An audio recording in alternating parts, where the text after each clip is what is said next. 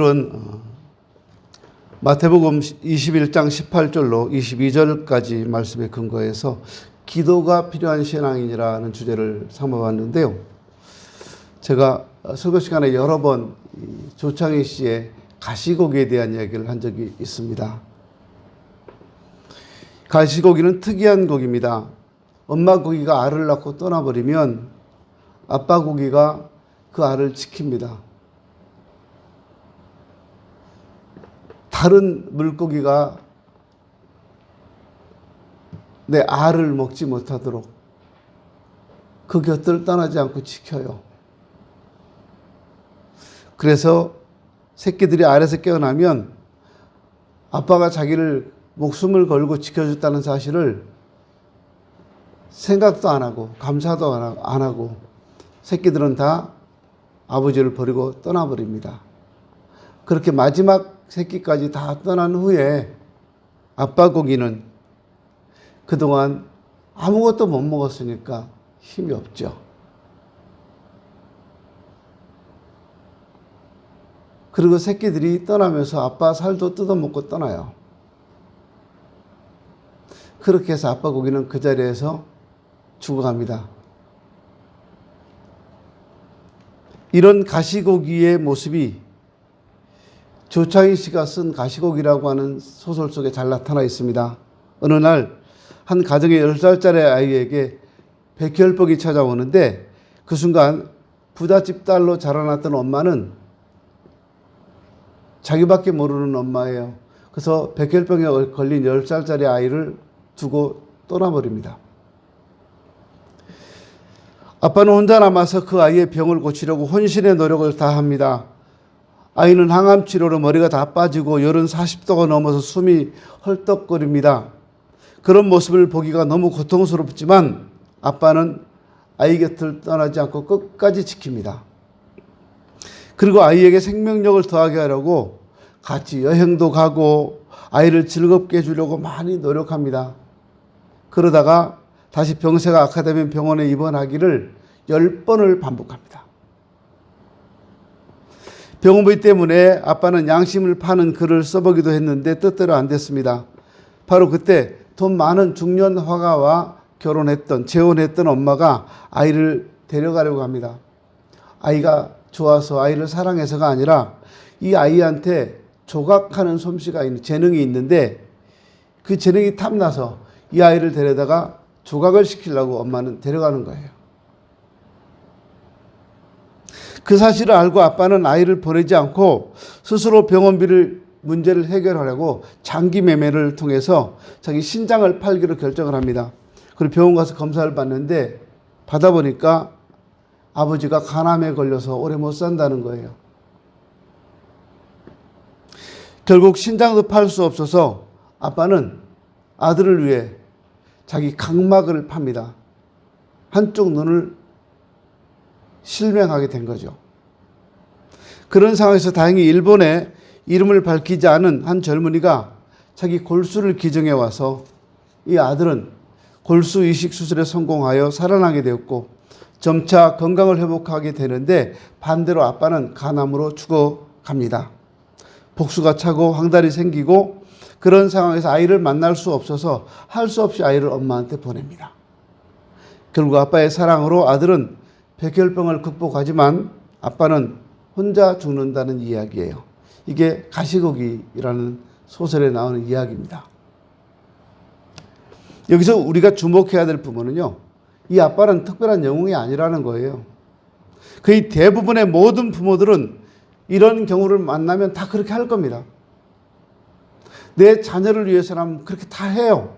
모든 부모들이. 우리 젊은 부모들이 자녀를 키우면서 나만 내 자녀에게 사랑을 주고 나만 특별하게 내 자녀를 사랑하는 것 같은데 여러분 부모님도 여러분 그렇게 다 똑같이 사랑해서 키웠어요. 모든 부모들은 자녀를 다 그렇게 똑같이 사랑해요. 세월이 아무리 바뀌어도 아무리 세월이 흘러도 부모님의 사랑은 변함이 없어요. 똑같이 그렇게 사랑하는 거예요.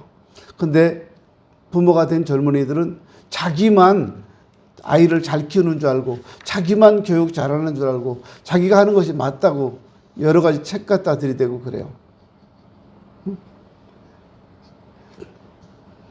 옛날 어머님들은요, 애들 먹으라고 입에서 밥 씹어가지고 애기들 입에 넣어줬어요.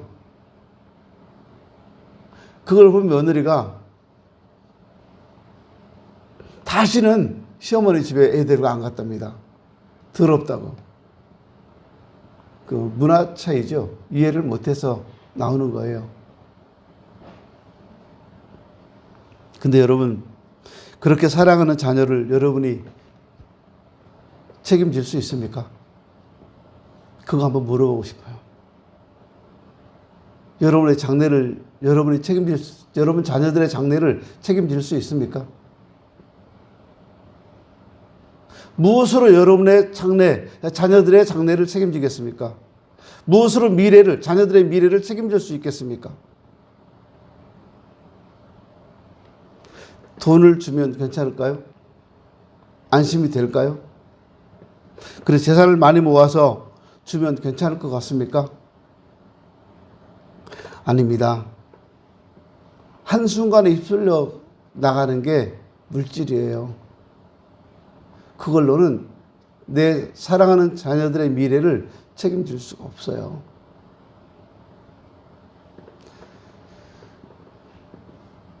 얼마 전에요, 신문에 이런 기사가 났었어요. 한 초등학교 아이가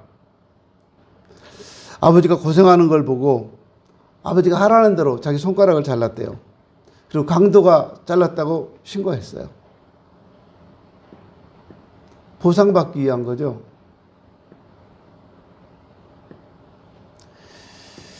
그러고 보면 우리 자녀들도 참 순수하잖아요.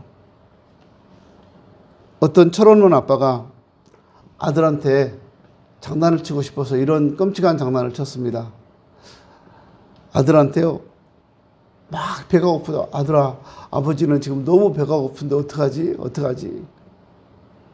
한 4-5살 된 아주 어린 아들은 배가 고파서 막 배를 움켜쥐고 쓰러져서 배고프다고 하는 아버지를 너무 안쓰럽게 바라봅니다. 아빠가 아들을 보면서 하는 얘기가, 아들아, 아빠가 지금 너무 배고픈데 네 손가락 하나만 먹으면 괜찮을 것 같은데 네 그 손가락 하나만 줄래? 먹게? 아이가 깜짝 놀라서 아빠를 보다가 자기 손을 보다가 눈물을 뚝뚝 떨어뜨리랍니다. 그러더니 아빠 한 개만 먹어야 돼. 그리고 손가락 하나를 아빠 입에 넣어주는 거예요. 먹으라고. 눈물을 뚝뚝 흘리면서 손가락을 아빠한테 먹으라고 내주는 아들을 보면서 그 아버지가 아들을 꼭 끌어안아주면서 이렇게 말했답니다. 아빠가 장난친 거야. 아빠 배 안 고파. 그리고 아빠는 네 손가락 하나도 너무너무 소중하단다. 이렇게요. 여러분, 맨정신이라면 온 우주를 다 준다고 해도 내 아이 손가락 하나 잘할 수 없을 겁니다. 그렇게 소중한 것이 자녀예요, 자녀. 어떤 때는 지나칠 정도죠. 하나님께는 엄청 인색한 사람들이 내 자녀를 위해서라면 아낌없이 막 쏟아붓잖아요. 성경이 그걸 우상이라고 해요. 하나님보다 더 사랑하는 것이 있으면 그 우상이라고 해요, 성경은. 근데 그런 말은 안 들어요. 내 눈에 자녀만 들어와요. 기도할 때도 마찬가지예요. 내 자녀들을 위한 기도가 너무 간절하잖아요. 교회를 위해서는 기도하지 않아요. 아까 우리 목사님 기도하시면서 우리 교회 이전에 대해서 기도하셨는데 감사합니다. 근데 다른 분들이 기도하시면서 잘 안 해요. 뭐 그런가 보다. 목사님이 교회 재건축하려고 그러시나 보다. 그 정도죠. 물론 하시는 분도 계시죠. 하시는 분이 몇 분이겠어요, 지금? 여기 앉아 계신 분 중에. 근데 자녀에 대한 기도는 빼놓지 않고 하거든요. 그런데 내가 그 자녀를 책임질 수 없잖아요. 지금은 책임질 수 있다고 생각할 수도 있어요. 근데 내가 나이가 들고 할머니가 되고 할아버지가 되면 내 자녀를 책임질 수 없어요. 어떡하시겠어요? 그래서 필요한 것이 기도입니다. 그래서 부모가 자녀를 위해서 기도해야 한다는 거예요. 그거보다 더 큰 게 없으니까요. 그거보다 더 위대한 게 없으니까요. 오늘날 우리들의 가정에 얼마나 많은 어려움이 있는지 몰라요. 분명히 사랑한다고 하는데 가정이 깨져요. 안타까운 일이죠. 이상하게 사람들은요, 내가 가장 사랑하는 사람한테 가장 큰 상처를 입히는 아주 못된 고약한 습성들이 있어요. 그래서 가장 많이 상처를 주는 사람이 남편이고 아내라 그래요. 가장 많이 상처를 주는 사람이 부모고 자녀라 그래요. 남들이 나한테 그런 상처를 주면 못 참죠. 못 참아요. 여기 차를 대놔가지고 교회 차가 나올 수 없어서 차 좀 빼달라고 전화를 하는데 며칠 동안 전화를 안 받고 그 차 대는 분이 있었어요. 그래서 제가 문자를 보냈어요. 이 차 방치된 차라면 신고하겠습니다. 그때 바로 전화가 왔어요. 그러더니 내가 거기 차 내놔가지고 당신한테 불편한 거 있어? 왜 이래? 막 이래요. 젊은 사람이. 그래서 불편합니다. 빼주세요. 그랬더니 나 그 동네 빌라 사는데 빌라 살아도 다른 차가 나갈 수 있도록 주차해야 될 거 아닙니까? 며칠 동안 전화 안 받다가 지금 뭐 하자는 겁니까? 차 빼주세요. 그랬더니 알았어요. 그리고 조금 있다 차를 진짜요 30cm 정도 앞으로 뺐어요. 근데 그 정도만 빼도 차가 다니기가 훨씬 수월해요. 근데 이 사람도 화가 났었나 봐요. 차 빼달라고 전화했다고. 문자 보냈다고. 새벽 1시에 전화했어요. 아무리 생각해도 그거 너무한 거 아닙니까? 차 빼달라고 하는 거. 그리고 수시로 전화하더라고요. 몇 번을 그렇게 전화했어요. 근데 제가 이렇게 전화하지 마세요. 차 뺐으면 됐지. 같은 동네 살면서 이러지 마세요. 어디 사네요, 저한테. 나 당신 사는 빌라 앞에 사는 사람이라고 그랬어요. 그랬더니 그다음부터 전화 안 하더라고요. 세상이 그래요. 그런 사람들 차 빼달라고 했다고 그렇게 전화를 기분 나빠서 하는데요. 그 정도는 아무것도 아니잖아요. 상처받았다는 거잖아요, 자기는 지금. 근데 그건 아무것도 아니고요. 남편이 아내한테 하는 말들, 아내가 남편한테 하는 말들 생각해 보세요. 얼마나 가시돋친 말을 하는가. 상대방이 엄청 아파할 말을 하잖아요. 기선제압하려고. 자녀들에게도 못할 말 막 해요. 엄청 독한 말들을 막 쏟아냅니다, 자녀들한테.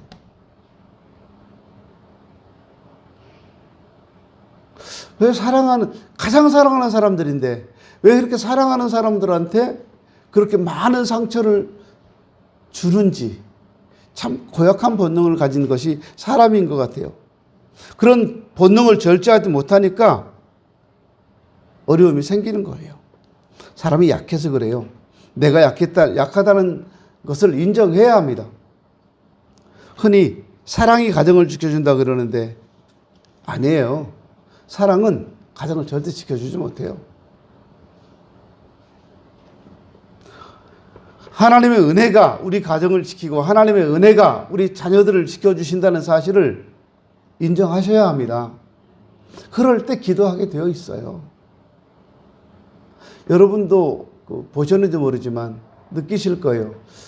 한 달에 한두 번씩 빼놓지 않고 자녀를 위해서 매달 헌금하시는 부모님들이 계세요. 우리 누구를 지켜주세요. 우리 누구를 지켜주세요. 여러분 그 헌금할 때 헌금 제가 읽어드리면 누가 헌금했거나 그렇게 생각하시죠? 저는 안 그래요. 이 정도로 부모님들이 자녀를 위해서 기도하고 하는데 욕해도 될까요? 이놈의 새끼들은 왜 이렇게 안 돌아오는 거야? 그런 마음이 있어요, 저한테요. 돌아올 거예요, 근데. 반드시 돌아와요. 하나님이 그 마음 가만두시겠습니까? 제가 이렇게 욕하고 싶은데, 그렇게 안 들어 처먹는 놈들한테 욕하고 싶은데, 저도 지금 욕하잖아요, 지금. 근데 생판 모르는 사람한테 제가 이렇게 욕하면 가만히 있겠어요? 이상하게 살아가는 사람한테 욕하거든요.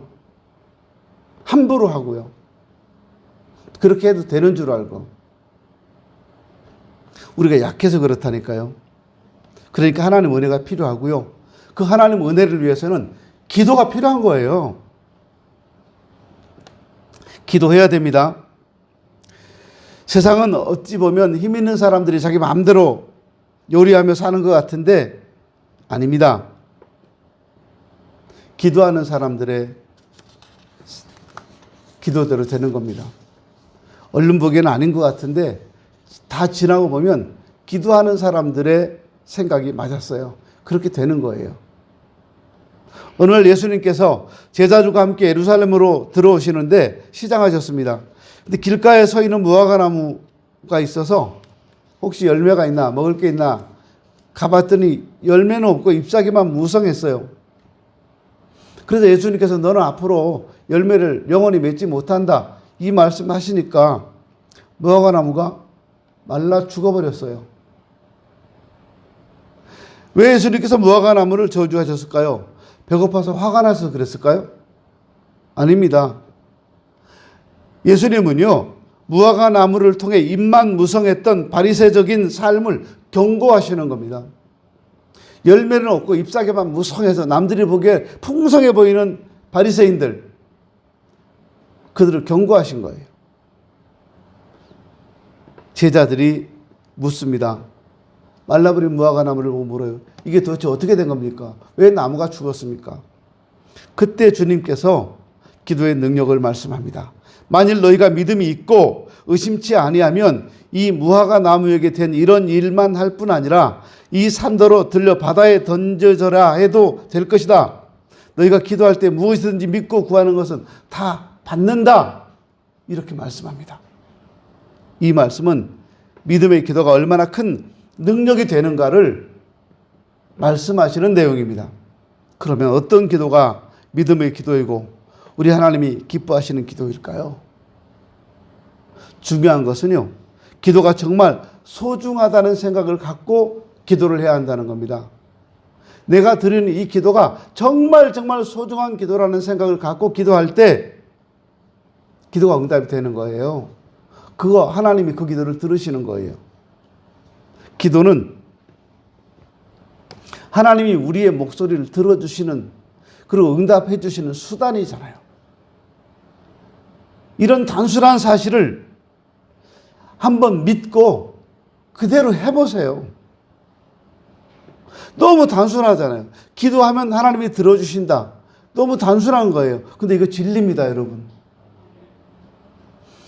이 단순한 이야기를 한번 믿어보고 그대로 해보시라는 거예요. 그러면 된다는 겁니다.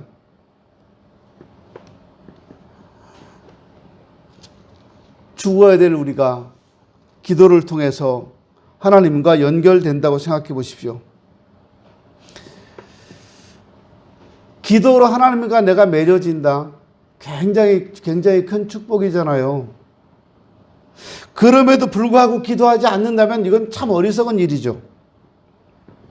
승리를 원한다면, 축복을 원한다면 여러분 기도하십시오. 기도를 빼놓고 다른 어떤 일을 할 수가 있겠습니까? 역사상 위대한 신앙인들을 보면 대개 새벽에 기도하는 분들이었어요. 사람의 얼굴을 보기 전에, 사람들과 뭔가를 논하기 전에 먼저 하나님의 얼굴을 보고 하나님과 이야기하는 것, 이보다 귀한 일은 없어요. 하루 첫 시간을 하나님 안에서 시작한다면 얼마나 좋겠습니까?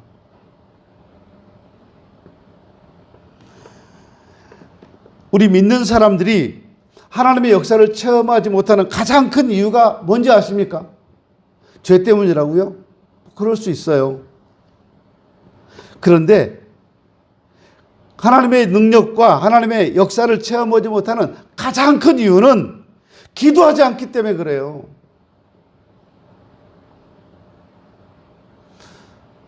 전 교인이 다 같이 마음을 모아서 기도하면 위대한 역사가 일어납니다. 근데 안 해요.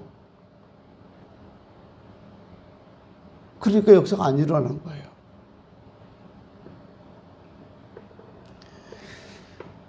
어떤 분들은 기도하면서 시작부터 끝까지 하나님께 요구만 하는 분들이 있어요. 이것도 주세요. 저것도 주세요. 이것도 주세요. 저것도 주세요. 저것 다 달라고만 해요. 이해는 하지요. 근데 여러분, 기도할 때요, 무조건 달라고만 하지 말고요. 하나님과 좀 친해지세요.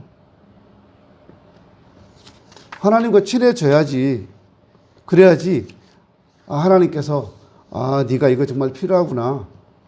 우리가 말하지 않아도 주실 거예요. 대바람에 만나자마자 하나님 이것부터 주세요. 저것도 주세요 하면 하나님이 주시겠어요? 우리가 어떤 부자를 안다고 생각해 보세요. 그 사람 처음 누구한테 소개받았어요. 저 사람 부자구나. 그 사람 만나자마자 소개받자마자 돈 좀 주세요. 나 아파트도 하나 사주시고 자동차도 하나 사주시고 뭐도 하나 사주시고. 그 사람 사주겠어요? 물론 그 사람과 하나님은 다르죠. 좀 친해지고 그분에게 내가 누구인지도 좀 알리고 좀 더 알아가고 그때 부탁이라도 들어주잖아요. 하나님과 관계도 내가 무조건 달라고만 하지 마시고요. 하나님과 깊은 교제를 먼저 나누시라는 거예요. 그분의 말씀에 순종하고 아멘하고 그분의 이름을 찬양도 하고 그렇게 하시라는 거예요. 그게 교제잖아요. 그러면서 하나님이 얼마나 좋은 분인지, 하나님이 나에게 얼마나 감사한 분인지를 그분 앞에 고백을 하세요. 그럴 때 하나님이 그래, 너 그거 알고 있었냐? 그러지 않을까요? 내가 네 생명을 구원해 준 거 알고 있었냐? 네, 그럼요. 너 내 이름이 위대한 걸 알고 있었냐? 그러면요. 그래서 노래하잖아요. 그 다음에요. 하나님, 근데 저한테 젊음이 필요합니다. 하나님, 저한테 물질이 필요합니다. 건강이 필요합니다. 자녀가 필요합니다. 배우자가 필요합니다. 직장이 필요합니다. 그거 다 하나님이 들어주시지 않겠어요?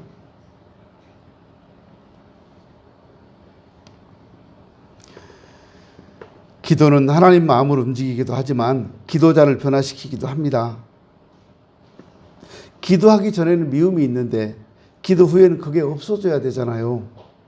그래야 진실한 기도가 되는 거잖아요.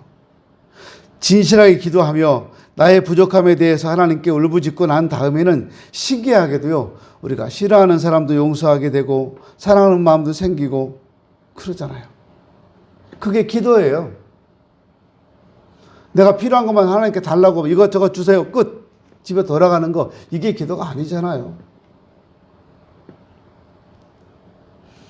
우리의 기도는 영혼에 대한 사랑이 가득한 기도여야 합니다. 주님의 기도가 그런 기도였고 지금도 주님은 우리를 위해서 그렇게 기도하고 계십니다. 요한복음 17장에서 주님께서는 우리가 은혜로 하나 되기를 위해 기도하셨습니다. 하나 되라는 거예요. 우리 서인천 제일교회 모든 성도님들이 하나 되라는 거예요. 아멘. 하나 되라는 거예요. 따로따로 살아라가 아니고 하나 되라는 거예요. 그러므로 신앙생활 하면서 교회에서 성도들과 좋은 교제를 나누고 함께 지내십시오. 끼리끼리 따로따로 끼리끼리 그렇게 지내지 마시고요. 함께 다 같이. 그게 아름다운 거거든요.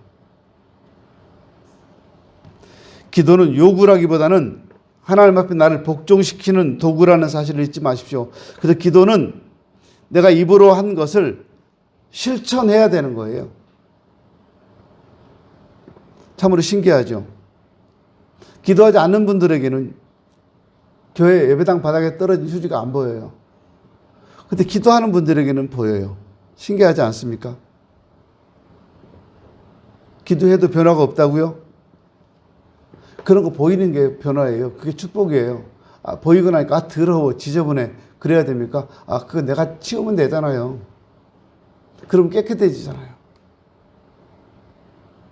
아침에 우리 김희태 집사님이 걸어 들어오시는데 저는 깜짝 놀랐어요. 분명히 얼굴은 김희태인데 딴 사람이야. 내가 생각했던 김희태는 그래도 우리 교회에서 몇 번째 안 가는 건장한 분이었는데 오늘 아침에 보니까 뭐지? 성탄이가 들어오나? 그래서 성탄이야, 인티야 막 제가 헷갈렸다니까요. 얼굴은 분명 김희태 같은데 누구나 마스크를 썼으니까 이제 딴 사람의 몸이 이따 끝나고 보세요. 15kg 빠졌대요. 시커먼 사람이 들어오는데 깜짝 놀랐어요. 차는 어디다 대라니까 걸어왔대요. 백운역에서 여기까지 걸어왔대요. 회사도 걸어다닌대요. 12km씩 되는데 걸어다닌대요. 저렇게 걸어서 뺐답니다. 제가 그 얘기를 하면서 속으로 생각해 봤어요. 나는 못 걷겠다. 여러분 양복 입고 저렇게 김희태 집사님처럼 걸어다니면 땀을 얼마나 흘리겠어요. 어디 예배 가고 어디 가야 되는데 저는 저렇게 못 걷고 시간 내서 걸어야 되겠다. 그 생각만 해봤습니다. 변화된 이야기를 하는 겁니다. 정말 멋진 그 청각대 같은 그런 멋진 몸매를 해가지고 나타났어요. 교회까지 계속 자주 걸어오세요. 옛날에 신기촌에서 여기까지 자전거 타고 새벽 예배 나왔어요. 특별기도 때 잊지 않아요, 제가요. 그때 김희태가 내 마음속에 들어와 버렸다니까요.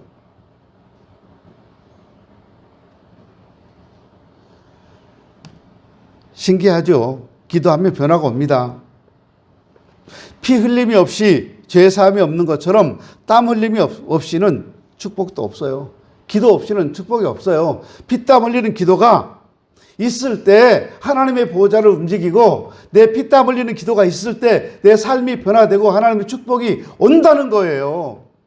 아무것도 하지 않고 아무 기도도 하지 않고 어떻게 하나님의 은혜와 축복을 기대할 수가 있겠어요. 그건 내가 직장도 안 다니고 일도 안 하면서 누가 나한테 월급 주기를 기다리는 것과 똑같은 거예요.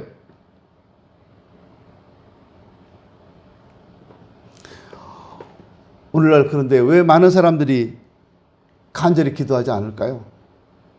왜 여기 앉아 계시는 성도 여러분들이 기도하지 않을까요?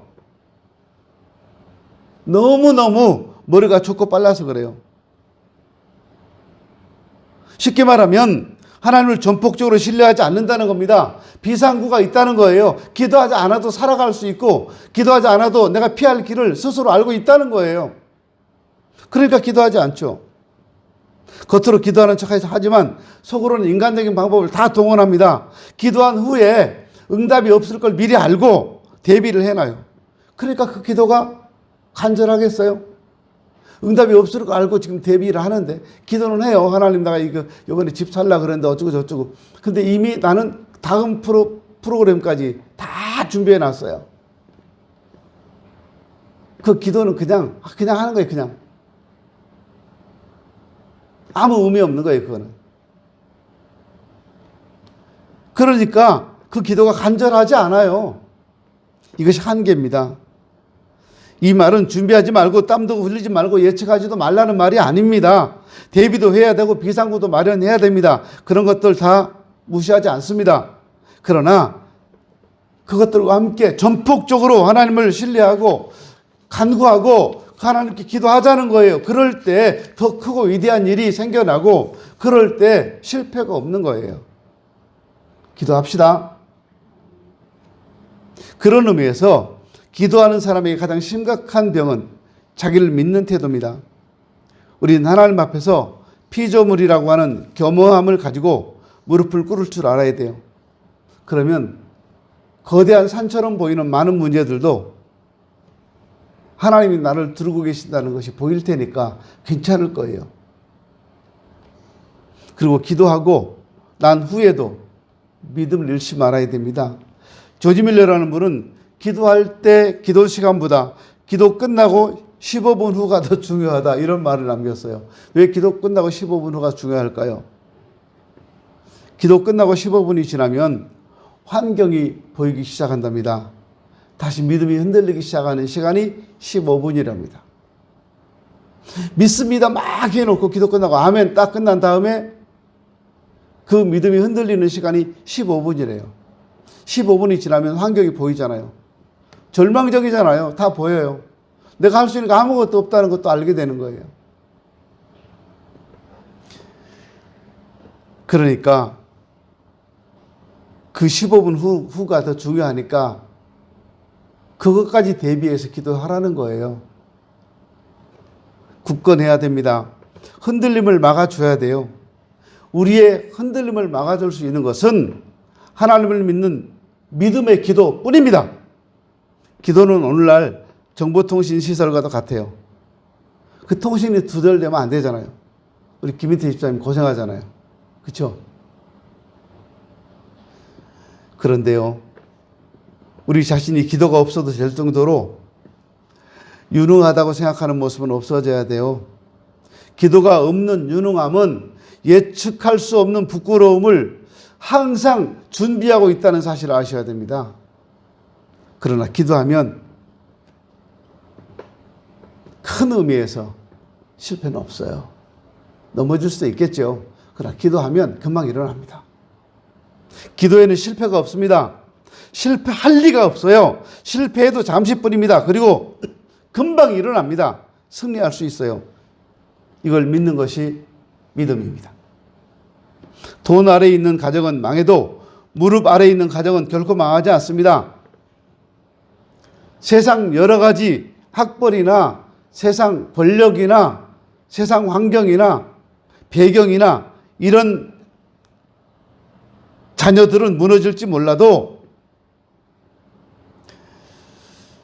눈물로 기도하는 자녀는 결코 무너지지 않습니다.